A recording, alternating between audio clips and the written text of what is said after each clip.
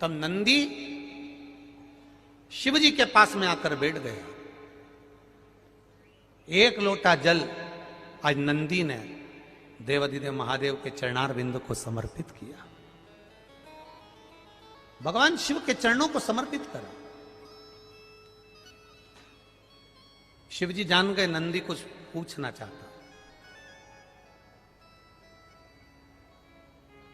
शिवजी ने पूछ लिया, नंदी, ए नंदी, क्या बात है? आज तू मेरे चरणों में जल चढ़ाकर बैठा है। आपको एक कथा में कहा था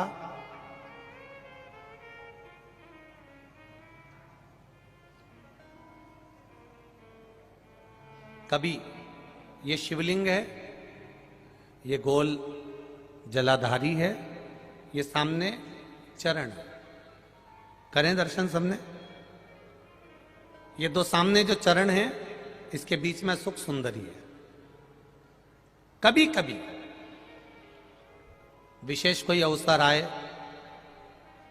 सोमवार की अष्टमी पड़ जाए या कोई विशेष प्रदोष का दिन पड़ जाए और आपको लग रहा हो कि मेरा महादेव को मैं जल चढ़ाते चढ़ाते इतना समय हो गया, मेरा महादेव नहीं सुन रहा, तब कभी कभी ऐसा मन में आए कि क्यों नहीं सुन रहा, तब लोटा भरकर जब जल लेकर जाओ, गणेश जी को चढ़ाया, अशोक सुंदरी को चढ़ाया, षडानंद कार्तिकेय को चढ़ाया, माँ जगत जननी जगदम्बा माँ पार्वती को चढ़ाया, वही जल ले जाकर बेलपत्री के वृक्ष पर चढ़ाया।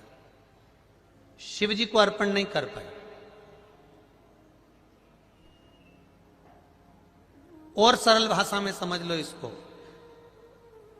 किसी किसी माता को आपने देखा होगा, किसी किसी व्यक्ति को आपने देखा होगा कि वो शिव मंदिर में जाता है, शिव जी को भले जल नहीं चढ़ाता है, पर शंकर भगवान के मंदिर में जाकर इतनी सफाई कर देता है, जहां शंकर भगवान का कहीं बेलपत्र वगैरह पड़ा हुआ है उसको उठाएगा, बीनेगा, फिर यहां से धोएगा, श्रृंगार करेगा, यहाँ से साफ करेगा, साफ करके जो पानी जा रहा है वहां साफ करेगा, साफ करके एकदम क्लीन करके फिर शंकर भगवान को पोंछ कर स्नान कराकर जल चढ़ाकर फिर उनका श्रृंगार करता रहता है। कभी कभी आपके साथ में भी ऐसा हुआ होगा, आपने भी करा होगा, ऐसा नहीं कि नहीं करा।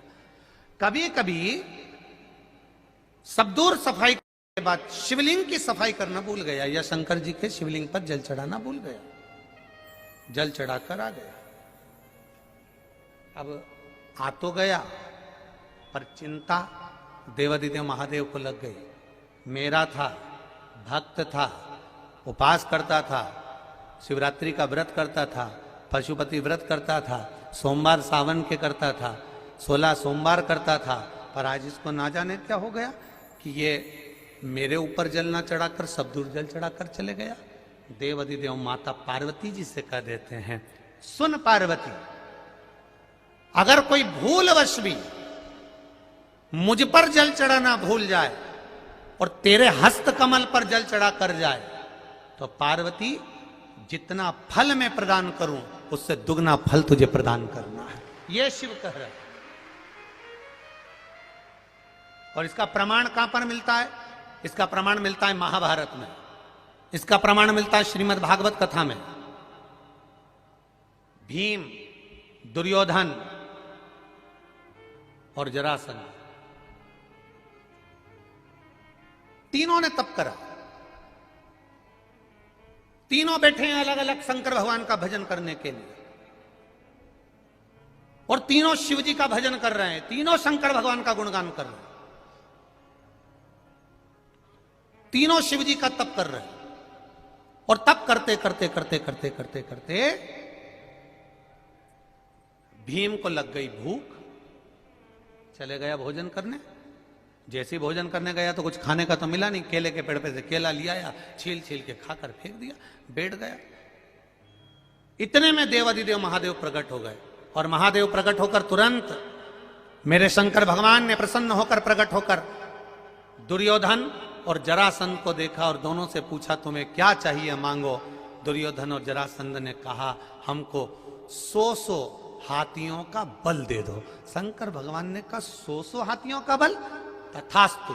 शंकर भगवान ने तथास्तु तो कह दिया, भीम बैठकर केला खा रहे थे और जरासंध और दुर्योधन जाते जाते हंस दिए। बताओ, इस खबड्डे को देखो, हप्सी को देखो, खाने के चक्कर में इसको आशीर्वाद नहीं मिला और हमको 100 हाथियों का बल मिल गया। किसी पर मत हंसना।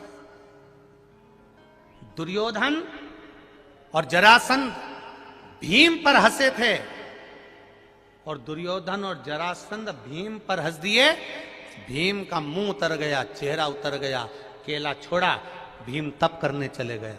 तप करने गया तो भीम जान गया कि मैं अब तप करूंगा तो महादेव का नहीं करूंगा, पार्वती जी का करूंगा। अभी आपको कथा में कहा था कि केवल जलाधारी भी अगर आप स्पर्श कर कर बेलपत्री आदि कादिक जो निर्माल्य पड़ा हुआ है उसको उठाकर, बहुत बड़ा दोष है एक, शायद आपने भी जिंदगी में कभी करा होगा, अब कर दिया हो, अब मत करना। कौन सा दोष? जैसे ये शिवलिंग, ये जलाधारी, ये मट्टी का दिया जलता हुआ, लोग भगवान को दिखा के, जो ये जलाधारी होती है ना, इसकी जो किनोर होती है ना, कई लोग उस दिए को इस किनोर पे रख देते हैं। कई लोग नारियल को, श्रीफल को इस हस्त कमल पे जहां शिवलिंग रखा हुआ है यहां रख देते हैं। ये दोष है,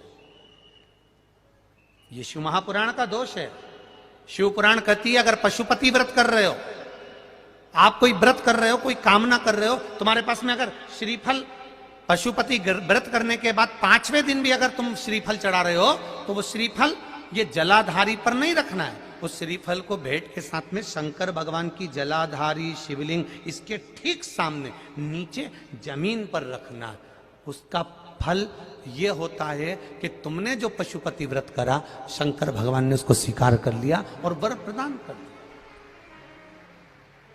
पर कई लोग इसमें ऐसे बैठे होंगे जिन्होंने वो श्रीफल 11 रुपया भेंट, वो जो जलाधारी है जिस पे शिवलिंग रखा उसी पे रखा, हम तो शंकर जी को देंगे, हम तो शंकर जी।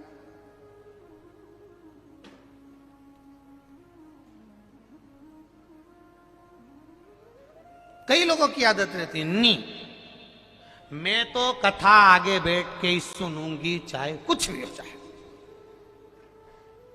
अब वो भले झगड़े लड़े पर बैठना आगे। अब ईमानदारी से बताओ, कथा तो कथा है, पूरी रोड पे लोग हैं, पूरे पंडाल में, पूरे गांव में लोग हैं, ये कथा की आवाज जहां तक तुम्हारे कानों में जा रही होगी, कथा और गंगा ये दो ऐसी हैं कि मरते समय तुम गंगा के घाट नहीं जाते हो। हमारे यहां शास्त्र कहता है कि मरने वाले व्यक्ति के मुख में गंगा का जल दिया जाता है। उसी तरह महादेव की कथा तुम कहीं पर भी बैठकर श्रवण कर लो, फल उतना ही मिलेगा जितना पंडाल में बैठकर मिलेगा, उतना ही प्राप्त हो।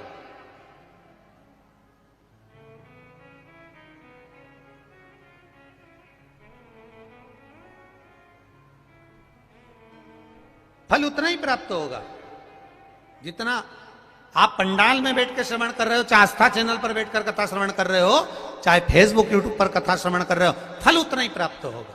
बस निवेदन केवल इतना है कि 3 घंटा जब कथा को श्रवण करो तो जैसे पंडाल में बैठकर मौन रहकर, चुप रहकर, आसन लगाकर, एक जगह बैठकर आनंद के साथ, ना खाना ना पीना, बस आनंद के साथ शिव महापुराण की कथा सुनते हो, ऐसे घर पर टकटकी लगाकर आस्था चैनल के सामने भी 1 बजे से 4 बजे तक मुझे महादेव को प्राप्त करना है, बस उसकी कथा श्रवण करना है, वो दिल लगाकर। यदि दिल लगाकर कथा सुन ली तो ये निश्चित है कि वो फल देगी जरूर। खाली न जाता कोई से तुम्हारे। दीनानाथ तू चुप हो जा। हर हर महादेव। हमारे चैनल पे आप सभी का स्वागत है।